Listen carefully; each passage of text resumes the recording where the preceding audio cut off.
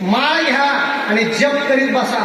किती जप केलं विषाचं म्हणजे माणसाला मृत्यू येईल. विषाच्या चिंतनाने माणसाला मृत्यू येत नाही, विषाच्या चिंतनाने माणसावर काही परिणाम होत नाही. पण विषयाचं नुसतं चिंतन जरी घडलं तर माणसाच्या जीवनात अधःपतन हे 100%. मी सांगत नाही, माझ्या विश्वमौली ज्ञानोबारांच्या 2 गोड ओळी आपण जरा बारकाईने घालत घ्या. ज्ञानोबारा म्हणतात, तैसे विषयाचे ध्यान जरी विपाय वाहे मन, तरी येसने हे पतन, दिवसी तपावे किंवा निश्चित पावे. हे ओवी माऊलीच्या ओवीचा बारकावा ध्यानात घ्या बरं का.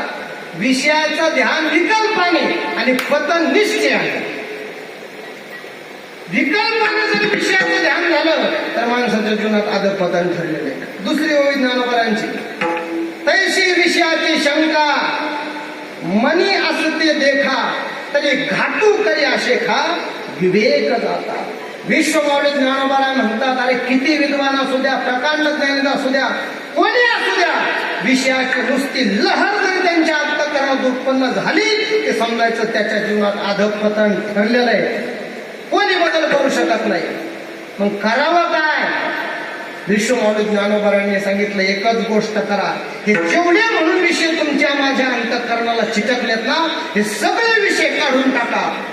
म्हणून विषय हे आढळे सर्वथा मौनोनी सांगावे आणि मग राग द्वेष स्वभावे नाशतील. हे सगळे अंतःकरणातून काढून टाका. संत साधू महात्म्याला जी प्रचिती आली ती तुम्हाला आम्हाला प्राप्त झाल्याशिवाय राहणार नाही.